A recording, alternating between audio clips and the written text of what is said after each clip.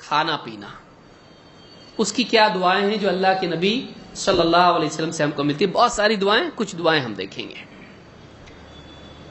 اللہ کے رسول صلی اللہ علیہ وسلم فرماتے ہیں من اکل طعاما ثم قال الحمد للہ الذی اطعمنی ھذا، الحمد للہ الذی اطعمنی ھذا الطعام ورزقنیہ من غیر حول منی ولا قوہ، جو بھی آدمی کوئی کھانا کھائے اور اس کے بعد یوں کہے، کھانے کے بعد تمام تعریف اللہ تعالیٰ کے لیے ہے جس نے یہ کھانا مجھ کو کھلایا، ورزقنیہ، اور مجھے بطور رزق یہ عطا کیا، من غیر حول منی ولا قوہ، جس میں میرا کوئی زور نہیں، میری کوئی قوت نہیں ہے، میرا کوئی کمال نہیں، میری طاقت سے ملا، میری قوت سے ملا نہیں، میری قوت اور میرے زور کے بغیر اللہ تعالیٰ نے یہ سارا رزق مجھ کو عطا کیا۔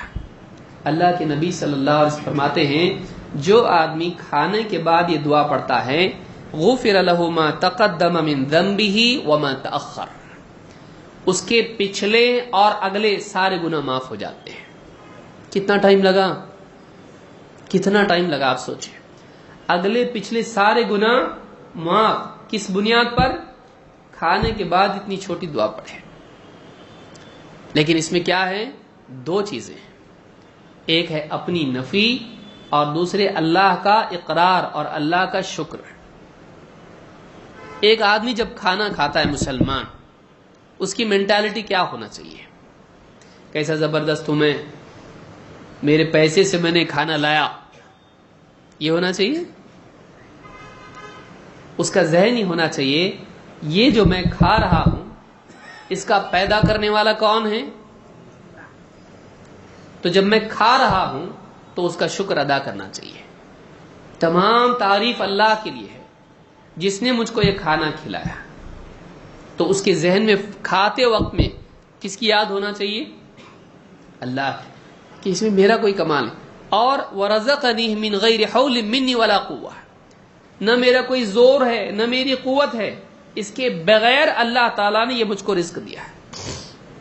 اب سوچئے آدمی جو روٹی ہم کھاتے ہیں، چاول ہم کھاتے ہیں، گوشت ہم کھاتے ہیں، ترکاریاں ہم کھاتے ہیں، پھل ہم کھاتے ہیں، آسمان سے بارش ہوئی، پانی، زمین میں کیا ہے؟ مٹی اور اتنا سا بیج یا گٹھلی، گٹھلی بھی کیا ہو گئی یا بیج بھی کیا ہو گیا؟ سڑ کے زمین میں مل گیا، پھر اس میں سے کیا نکلا؟ چھوٹا سا پودا کھوا، اور بڑھتے بڑھتے باہر آئے اور بارش ہوئی اور پھلا پھولا، اس کا بنا پیڑ، پیڑ میں سے بنی لکڑی، ٹہنی، ہلکی پھلکی چھوٹی چھوٹی ڈالیں، اس میں سے پتے، پھول، اور اس میں سے پھل، پھل کے اوپر چھلکا، اندر مغز اور بیج، اناج وہی زمین، وہی مٹی، وہی پانی، لیکن اس میں سے کیا نکلا؟ ایک بیج بویا، 70 بالیاں اس کی نکلی۔ ایک کا 70 کیوں؟ اللہ بتا رہا ہے کہ تو نے ایک ڈالا، میں 70 کرتا ہوں اس کا۔ تو نے ایک بیج ڈالا، دیکھ اتنا پیڑ، اس میں 100 پھل ہیں۔ ایک بیج میں سے پیڑ نکلا اور اس میں سینکڑوں پھل۔ اللہ کی قدرت، اللہ بت تو نے ایک ڈالا، ہم دیکھ کتنا بناتے اس سے۔ اور آپ دیکھیے ایک ہی مٹی، ایک ہی پانی، ایک ہی ہوا، ایک ہی کھاد، لیکن آم، سیب، تربوز، خربوز، کیلے اور لائنیں پوری، اور آم میں قسمیں، الفانسو، فلاں، یہ وہ، الگ الگ آم، پھلوں میں قسمیں، اناج وہ الگ، پھر کپاس بھی اس میں سے نکل رہی لباس کے لیے، کپڑا بھی بن رہا ہے آپ کا، کہاں سے آ رہا ہے بھائی؟ اس کپاس سے بن رہا ہے۔ ساری چیزیں ایک ہی مٹی ہے اور ایک ہی پانی ہے، لیکن وہ پانی اور مٹی جب ملتے ہیں، بھئی آپ کا پیڑ آتا کہاں سے ہے؟ بیج تو اتنا ہے، گٹلی تو اتنی تھی، اب وہ زمین میں ڈالا, اتنا بڑا پیڑ کیسا بنا ہو, آیا کہاں سے؟ وہ مٹی کو اس مشین نے کنورٹ کیا.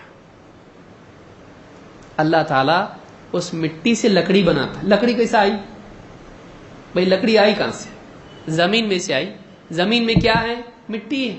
مٹی کو اللہ نے لکڑی بنایا, مٹی کو اللہ تعالیٰ نے پتے بنایا, مٹی کو اللہ نے پھول بنایا, مٹی کو اللہ تعالیٰ نے پھل بنایا, اور اس مٹی کو کھا کے دیکھو اتنی ٹیسٹی ہے. اور اسی مٹی کو اللہ تعالیٰ نے الگ الگ ذائقوں میں تبدیل کر دیا. آم کا ذائقہ, ہاں انار کا ذائقہ, اور اس میں کیلے, اور اس میں جام, اور اس میں مختلف پھل, ان کے ذائقے. وہ ایک مٹی ہے, الگ الگ ٹیسٹ. ایسا کیسا کوئی لیبورٹری میں ہوا؟ بس بڑھتے بڑھتے بڑھتے بڑھ گیا. وہ سارے ذائقے, پھر اناج, پھر ترکاریوں کے اپنے ذائقے. آپ سوچئے, یعنی ایک مٹی کو اللہ کتنے ذائقوں میں تبدیل کیا.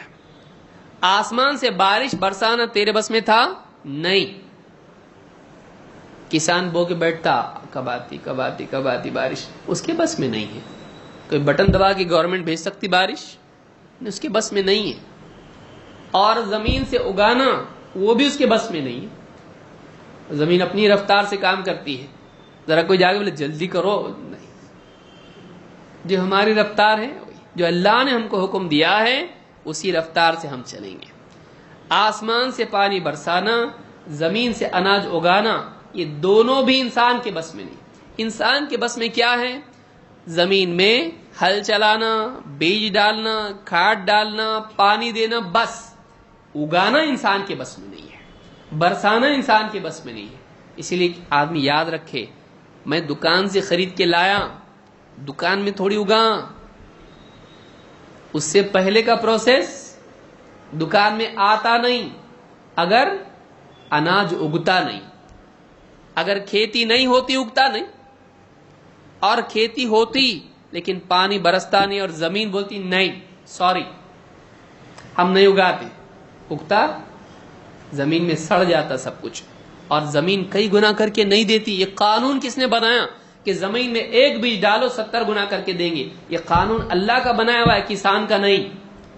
کسان اس قانون کو یوٹیلائز کر رہا ہے, کسان نے وہ قانون بنایا نہیں ہے. اگر یہ قانون نہیں ہوتا تو کیا کر لیتا انسان؟ نوٹ کھاتا. نوٹ کے لیے, وہ کاغذ کے لیے کپاس بھی نہیں آتی. اگر انسان پیسے لے کے کریں گے کیا, آپ سوچئے. اگر اللہ نہ اگائے کیا کرے گا آدمی؟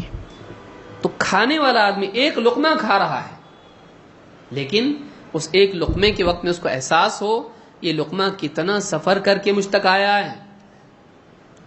آسمان سے پانی, زمین سے اناج, پھر کسان نے اس کو مہینوں تک رکھا, پھر اس کو کاٹا, پھر اس کو صاف کیا, بیج الگ کیے, پھر بیج بوریوں میں بھرے, پھر گاڑی پہ آیا, پھر جانوروں کو اللہ نے تابع کر دیا ہے, پھر گاڑیاں, موٹر اور وہ سارے قوانین وہ الگ, پھر وہ آیا گاؤں سے شہر میں آیا, گوڈاؤنز میں گیا, پھر دکانوں میں, دکان سے پھر گئے, پھر چھوٹی چھوٹی دکانوں میں آیا, پھر پڑوس کے اندر جا کے ہم پیسے دے کے اس کو لے کر آئے, اور گھر میں اس سے روٹی اور اس سے ہم لوگ سبزی ترکاری پکا کے اب کھا رہے ہیں.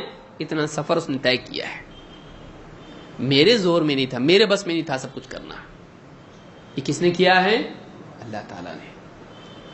تو الحمدللہ الذی اطعمنی ھذا ورزقنیہ من غیر حول منی ولا قوہ. تمام تعریف اللہ کے لیے ہے جس نے مجھ کو یہ کھانا کھلایا, اور میرے زور اور میری قوت کے بغیر اللہ تعالیٰ نے یہ رزق مجھ کو عطا کیا. اگر ایسی یہ دعا کھانے کے بعد پڑھتا ہے آدمی, تو اللہ تعالیٰ اس کے پچھلے اگلے سارے گناہ معاف کر دیتا ہے. اس حدیث کو امام ابو داؤد, ترمذی, نسائی, ابن ماجہ, امام احمد اور حاکم نے روایت کیا, اور یہ حدیث حسن درجے کی ہے.